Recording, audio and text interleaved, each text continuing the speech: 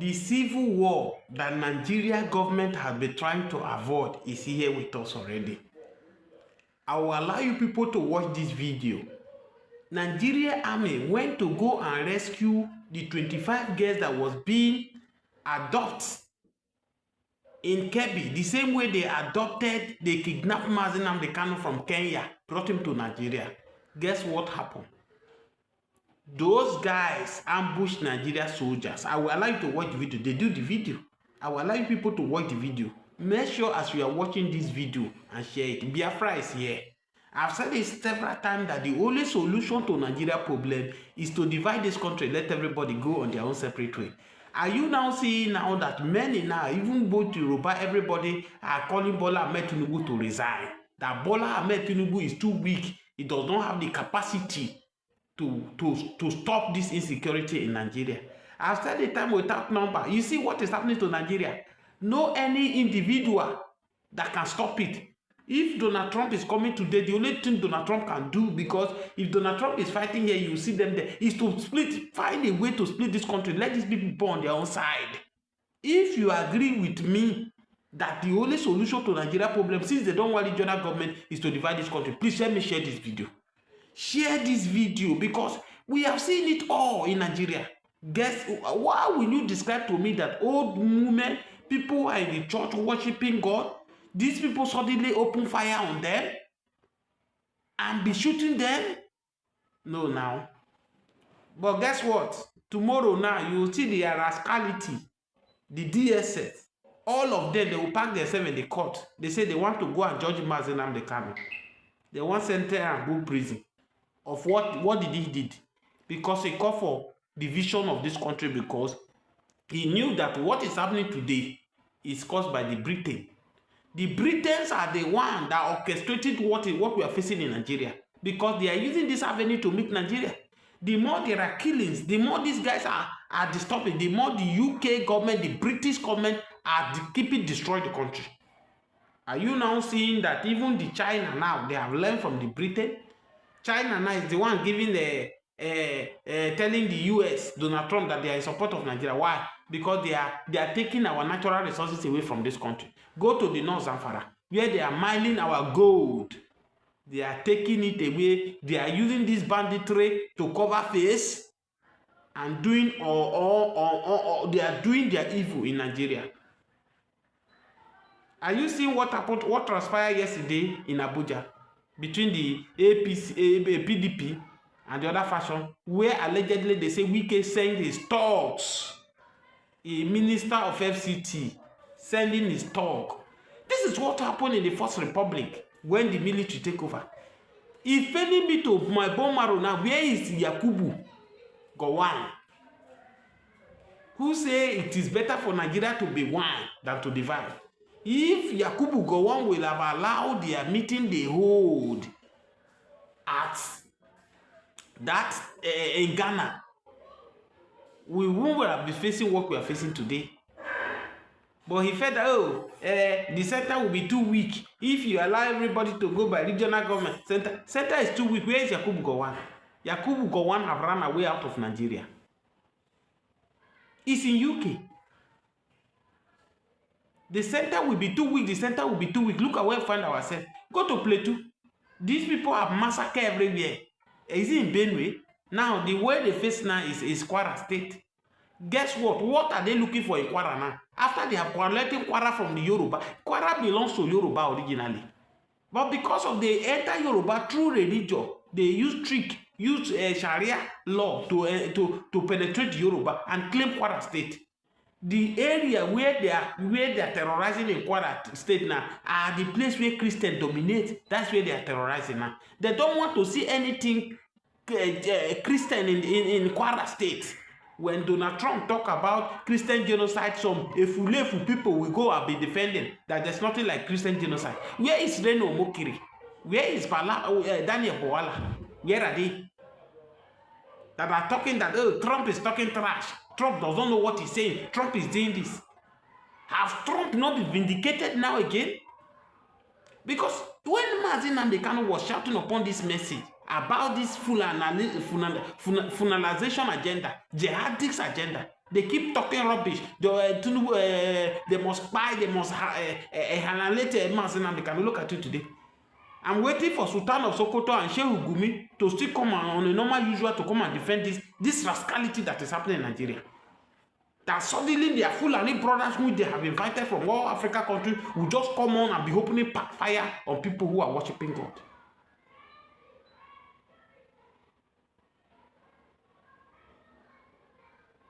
If you are still Yoruba, you be Igbo, you be Efik, you be from the Middle Belt, you still believe that one Nigeria or nothing, may one Nigeria not buy you. If you know the rate of people one Nigeria don't send to early grave today, you will sit on your comfort zone and be talking about one Nigeria. What has one Nigeria done to us? We did not achieve anything in one Nigeria. Hopefully you will think that when Bola Ahmed Tinubu remove subsidy, our education, they will not be strike again. Doctors will not go on strike again. Today, what is the reverse of the case? Doctors are still going on strike. Many people are dying today because doctors are not on duty. They promised, Bola Ahmed Tinubu promised Nigerians youth that 4-year course will be 4 years course, that the ASU will not go on strike today. What is happening today? But yet he's still borrowing. Upon borrowing, Senator Akpabio is there that keep approving any loan, any amount of loan that Bola Ahmed Tinubu need. Have you heard the statement of Senator Akpabio that there is no country in the world that are not facing their own? He's telling you that the 25 people that kidnap is not only Nigeria is happened to. Can't you see the rascality? Can't you see the old takers that have forced themselves? Because these people are not even elected by people that have forced themselves to be our leader. If you check it, the vote that make Bola Ahmed Tinubu to be president of Nigeria is 8 million plus. I be 8 million. I don't know. I want to know how many million compared to 240 million Nigerians. It's to tell you that it's not popular to be the president of Nigeria. They are only forcing themselves to be Nigeria leader. And that's why we remain where we are. I am glad that Nnamdi Kanu has been vindicated. Some people were fighting me at the beginning when we were talking about one Nigeria. It's danger. Allowing Tinubu. Though some people say, oh, Tinubu must become a president. Most of them, guess what? Who fought with all their life for President Bola Ahmed Tinubu to be president of Nigeria? President Bola Ahmed Tinubu could not protect them. Many of them, they are in their grave today. When Jonathan was in government, was the last time we saw that if anything happened before you hear Tukwin or before you hear Jack, you see the president will be there to encourage the security agency. But today, see, right from the 8 years of Buhari, you hear they kill this, they buy this one, they do this thing. You see there. The same thing Bola Ahmed Tinubu is doing now. If not because of people are now talking that he should resign, he will be on his way to South Africa, to Angola, to go and attend the G20 summit. When he heard that 25 girls have been kidnapped, he still have the mind, they are still having the mind of going out. Your country is on fire, but you want to jet out of the country to go and be attending which program? These people, I'm very sure that Bola Ahmed Tinubu does not even know what is happening in Nigeria. Yes, because even in the midst of all this insecurity, the governors now, they are still decamping from their various parties to go and join APC. And the APC are welcoming them. Go to the Plateau, where they are killing people every day. I don't understand the way people reason. The governor of Plateau thinking if he join APC, the killing will stop. I don't understand. If Plateau state that they have been killing every day now, the governor now have left the platform that elect him as a governor, go and join the APC. Where Akpabio was saying it, the Vice President Kashim Shettima say no more APC, no more PDP and Labour Party in a Plateau state. This is the worst we have ever seen in this country of Nigeria. It's better we divide this country to save this country. One Nigeria is killing Nigeria, one Nigeria is consuming Nigeria, one Nigeria is destroying Nigeria. Is the earlier better we rise up, Nigeria government rise up and divide this country, let everybody go on their own way. Watch the video of the military that they attack. So watch this video, please share this video and subscribe. Watch here, huh? No, we watch well. We are under attack, but by the grace of God, we are going to win this battle. Yeah. Yes, we are winning the battle. We are winning the battle. We are winning the battle. By the special grace of God, we are winning the battle. 1992-93 in Kaduna, a riot broke out which they call the Zango Kataf riot. I was a young boy, very, very young then, and people were killed in scores. If you are not an Afsa person practicing Muslim in Islam, they were killed. Especially if you are from the southern part of Kaduna, the tribes from the southern part of Kaduna, they were massacred. It was called the Zango Kataf riot. And if the next thing they do is to burn churches, kill Christians, and then if they are done with that, then they focus on businesses that is for Igbo people, Igbo-owned businesses, and they destroyed it. I grew up knowing that Christians are an endangered species in Nigeria. In the year 2000, when the Sharia riots, how many of you have heard of the Sharia riot? Hundreds of thousands of people were killed in Kaduna. I can remember vividly that we had to defend our house from people. They brought some Fulani boys and they faced our house. They were shooting arrows. They were stoning our zinc. They spot our zinc shooting arrows. Even though I was a Muslim then. Even though my father was a Muslim then. But because majority of the people in our compound were Christians, so they were willing to destroy every one of us because we were living with Christians. I can remember a particular church in Mando, for those that know Mando, in Kaduna, called Chapel of Redemption. That church was destroyed.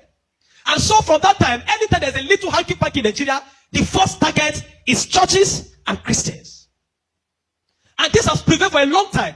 That even if there's a problem with in another country, the Muslim and the Hausas in Nigeria will rise up and begin to kill Christians. How many of you remember the Miss World crisis in 2002, 2001, 2002? That somebody drew a picture of Muhammad or something in France, long away in France, and they began to fight in Nigeria. Are you following me? Christians are endangered species. Now let me give you, and that's how it has continued. Scores have been killed, and they focus on regions where there is a mixture of both Christianity and Islam. If you look at states like Kaduna, states like Plateau State, states like Nasarawa, states like Taraba, states like Benue, states like Bauchi, states like Gombe, states like Borno. These are places where they focus on because they intend to eliminate every living Christian in that place. Anybody that debunks it is a total lie because I have grown and lived in the north. I've spent 80 to 80% of my life in the north, so I understand this thing. Several times, I cannot forget the Sharia riot. We were running for our lives. Even though we were Muslims, but we're still running because as far as you are not of that ethnic group, practicing what they practice, you are a victim. You can be burnt alive. Many of us saw human beings that were burnt alive, like roasted like yam. And it has been going on for a long time. The genocide against the Christian faith. Are you with me? Many years ago, in Kanu State, a man was beheaded. And anything they talk about, he said blasphemy. And guess who was the person that led it? The man called Sanusi, Lamido Sanusi, was the one that led him on. And they beheaded him, they killed the Igbo man. They killed him and they put his head on the stake and they were using it to parade the city. You will understand of a woman also that is an evangelist. An evangelist Eunice that was preaching about 2016 or 18 in Abuja. And they killed her. We cannot talk about a young girl called Deborah Samuel that was killed. I schooled in Jos, and for years, the people of Plateau have been massacred. Riot breaking out every single time. The one that the moment anything happens, the next people that are victims are Christians. And it is unfortunate that all these years, the government have not been able to do anything about it. But the agenda is deep. Are you with me this morning? Why am I saying? Because I don't want us to be an ignorant people. If we are ignorant people, they will control the narrative. And these days, let me tell you this truth. God will not come and fight for you. Remove that thing from your mind. If Christians don't rise up, pray from that till tomorrow. God is not coming to fight for you. Are you with me? Now, in the year 2009, Boko Haram started. Boko Haram started because of a section. It was a political movement. They created Boko Haram as a political talks to bring confusion into the government of Goodluck Jonathan. And to be able to, destroy any opposition, starting from Borno State, under the watch of a man called Kashim Shettima, which is now the vice president of Nigeria. Kashim Shettima and the other man, Ali Mohammed Sharif. These were the people that started the business of Boko Haram as a political talks to be able to oppose their opponents. But after a time, the ideology grew and they began to destroy. Now, it became a problem and they began to use it to destroy, bombing here and there. In 2009, 2010. As of 2010, a man led a meeting in Jos. Are you with me? He led a meeting that they were going to annihilate Christians within the locality of Plateau, Borno, Plateau, Bauchi, Kaduna, and Nasarawa. And he said they are going to perform jihad. They will bring jihad and they will go to kill that. If the Islamic leaders are not willing to lead them, he is ready to lead the movement. I have the minutes of that meeting in my phone presently. Guess who is that person? It's a Pantami that was the former Minister of Communication under Buhari's regime. And several times, these are people that are terrorist sympathizers. And that is why the Nigerian army have not been able to win the war against the terrorism. Because people have, the terrorists have infiltrated the Nigerian ranks, the army ranks, so they cannot win the war.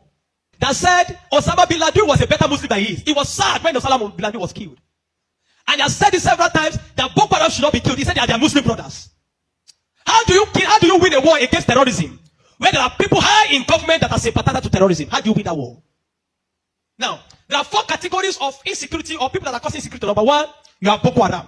Number 2, you have bandits. Number 3, you have Fulani herdsmen. Now I'm going to show you how they are connected. Many people don't know. The Boko Haram and the Fulani herdsmen have one mission. The mission is simple: Islamize Nigeria. Come to a territory that is Christian dominated, kill everybody there, occupy their land. Go to Benue, look for a community, kill them there, occupy their land. That's always me. Boko Haram and the Fulani herdsmen. Have you noticed that Fulani herdsmen they don't kidnap, they kill? There's hardly a place you hear that Fulani herdsmen capture that they say these are Fulani herdsmen. No, when they go, they kill. How do they kill? They kill with guns. You must now ask yourself, how does a Fulani man get AK-47? Do you know the cost of one AK-47? One AK-47 is over $1,000 something. Where will a Fulani man be able to obtain to be able to get one AK-47? Are you with me? And now, so you will know that there are people that are sponsoring this movement. Then the Boko Haram and the Fulani, they go about Christian-dominated areas. You will understand that when this terrorism started in Nigeria, that only people that were killed were Christian churches. You will not hear that they kill anyone. It is Christians and churches. I remember in Kaduna then that churches began to look for security men to guide their churches in every service day. Otherwise, you can be in church and the next is boom, everybody dies. And churches that don't have money to hire soldiers began to use some of their members. I was a member of the security team in my church in Deeper Life in Kaduna in 2010. Because we don't stay in the church. Once I come to the church in the morning, we stay outside, moving around patrolling, because anybody can come and drop anything. So when Boko Haram started, the majority of Muslims, the Hausa, Northern Muslims, they were happy. I know of people that were celebrating it. If you see them crying today, I'll tell you why. At the initial beginning of this thing, they were happy celebrating the killings of Christians. They said they are purging Nigeria of RNA. It was majority of Christians and Christian-dominated areas. But when it comes to 2014, the man Buhari and APC that wanted to overthrow the government of Jonathan, by all means, decided to employ mercenaries from Niger, from Chad, from all those Fulani, from other African nations where they're Fulani, and they brought them into Nigeria. What was the goal? The goal was that if Jonathan does not concede defeat in the election, they were going to rain hell on Nigeria. So they brought in these mercenaries, and they equipped them with rifles, the El-Rufais, the Buharis. Are you with me? The El-Rufai, the Buharis. Every one of these people called APC, they brought in mercenaries and armed them in the bushes and told them to wait. The moment Jonathan did not concede defeat in the election, they were going to start. But unfortunately for them, Goodluck knew of the assignment. He got intel about it, and because the man said his ambition does not worth the blood of millions. So the man conceded defeat and left. And so they declared APC winner. Now, you have already brought people from different parts to come and fight. But what they wanted to come and fight for did not achieve anymore. So now they left those people in the bush. They left them with guns and ammunition in the bush. And when Buhari became the president, he abandoned them. Instead of them to settle them and let them go back, they abandoned them. And the people saw Nigeria as a place that is good. And the people decided to remain in Nigeria. Those are the people that started bandits. Before, we don't have anything like bandits. Banditry started under the watch of APC, under Buhari, because they were the ones that brought them in. Kidnapping, because they needed to survive. So they started by kidnapping. And they started by kidnapping. And they started by kidnapping. And they started by kidnapping. Over time, now, you understand that there are certain parts of this nation where there are mineral resources. Don't be an ignorant Christian. Follow me. Don't be an ignorant Christian. Don't be in a nation where you don't have understanding of what is happening. Now, there are some parts of Nigeria where there are good resources. And this is have been illegally mined by elites, the military generals, the oligarchs, the people that are the leadership of the North. They were mining these resources, and the money does not go into the federal government account. So what they do is that they employ the services of this banditry to create two things. Number one, to create diversion. So when you go to Zamfara, that's why you hear that they say there is killing in Zamfara now. It's because of the Ilema gold mine. There is gold in Zamfara that they are mining. And so these bandits that are already in the bush, some people collaborate with them, partnered with them, and told them to keep creating confusion, create chaos. When you keep creating chaos, the Nigerian state and the people of Nigeria will not be able to focus on the illegal mining. They'll be concerned about the insecurity. So the insecurity is created as a means of diversion in the north. Are you following me? It is created as a means of diverting the attention of the military and the Nigerian populace from being able to focus on the illegal mining of resources. And any part of the north where there is resource, you find out that insecurity there. Recently, it has started in Kwara because there's a great amount of lithium in Kwara too that they have discovered and they're mining. So they partner with the Chinese because the people that does this illegal mining are the Chinese. They partner with the Chinese to be able to. So the bandits became the security men of Chinese and all those people to protect them. So that while they're mining, they can begin to cause chaos. Because while the people are mining and they're causing chaos, kidnapping, nobody will be able to focus on what the Chinese are doing and those people illegal mining. Every single day to this moment, I'm telling you, they are mining in those places. And they will take it to an airfield in the bush and fly it out of Nigeria. They are making billions of dollars from it every day while people are being killed. That is why you now hear that Muslims are saying that they are killing Muslims too. What you have, it is what Buhari created. The APC-led administration created. The banditry they created is what is affecting the North now. Because the people they brought to come and kill Nigeria in 2015 did not succeed because good luck relinquished power to them. And now the people have become thugs. They have become tools to be used in the hand of men that are using them to secure their illegal gold mines. And that's why you kill them. That's why you hear that they say they are killing Muslims. Now, the Christian persecution and genocide has been there. So you find out that the other part, the Muslim and the Fulani men keep going around killing in all those parts. And the Christians and the churches have been silent for too long. This evil has prevailed in Nigeria because the righteous men have been too quiet. If we're ever going to win against insecurity in Nigeria, Nigeria must put two things Nigeria must do. Number one, Sharia law must be completely abolished in Nigeria. Because Nigeria is not an Islamic state. Why will Nigeria, some part of Nigeria, be practicing Sharia? The law guiding them in constitutional law that believe that if somebody deserves to die because he speaks against his God. Can an Hausa man insult Jesus and I kill him for insulting Jesus? But somebody believes when you speak against Muhammad, you deserve to die. How do you live in a country with somebody that has that kind of mentality? The military have become complicit. They are compromised. Nigerian military cannot win this war. 20 years from today, I'm telling you, 20 years from today, this thing of insecurity will not end because there are people that are enjoying it, benefiting from it, and reaping from it. If Nigeria wants to win this war, partner with America. Let them come and militate. I mean, if you have seen that in Kanu yesterday, some people were protesting that they don't want America to come. Because they believe what they have been told is that if America is coming to kill Muslims, and the man said he wants to come and kill terrorists, but they are protesting. Anybody that is negotiating, people like Ahmed Gumi, Sheikh Gumi should be locked away. A terrorist sympathizer is a terrorist. A man that believes that you are not supposed to kill a terrorist is himself a terrorist. A man that believes that we should go and negotiate. How do you go and negotiate with terrorists? Because you see, terrorists are not just criminals. They are working with the wrong ideology. A man that believes that killing he has nothing to lose. How do you negotiate with a man that believes that killing himself is going to meet their God in heaven to collect 72 virgins? How do you negotiate with such a person? A man like Sheikh Gumi should be locked away. A man like Ali Muhammad Buhari should be arrested. You want to win against terrorism, you must go brutal. No nation win against terrorism by pampering them. The custom is taking rice, seizing rice from Nigeria and taking it to terrorists in the bush that they need to take care of them because they are human beings. No. The moment you have become a terrorist, that you see that taking the life of your fellow human being is nothing, is to please a God, then you don't deserve to live. Children of God, I'm not going to ask you to pray because this is not a period of prayer. This is a period of action. Reverend Dr. Ezekiel from Jos, the man that has been speaking, have created attention. Not for once have they invited the man for interview because they don't want to give the man any airtime. But you see, any little thing they will call Gumi and give him microphone. Gumi, they are inviting Gumi up and down. The media is complicit. The Nigerian military are complicit. You can't win war with this Nigerian army, not because they don't have the capacity, but because they are compromised. Buhari created banditry. The people like Gumi and the rest of them, they are the people that facilitated the idea of Boko Haram. And today, some of them are your leaders in government. Some of them, most of them are moving free. Not one have been arrested. Kabiru Sokoto that bombed Nyanyan in 2011. When they rearrested him, guess where they caught him? In the house of Shetima in Abuja. What is he doing in the house of Shetima if Shetima doesn't know him? But today, Shetima is your vice president. How do you win a war where terrorists are ruling you? Where terrorist sympathizers are moving around? This is not a period to say we are praying. No! This is a period of wisdom. This is a period of action. Churches in the south have no idea. They sit in their cozy churches with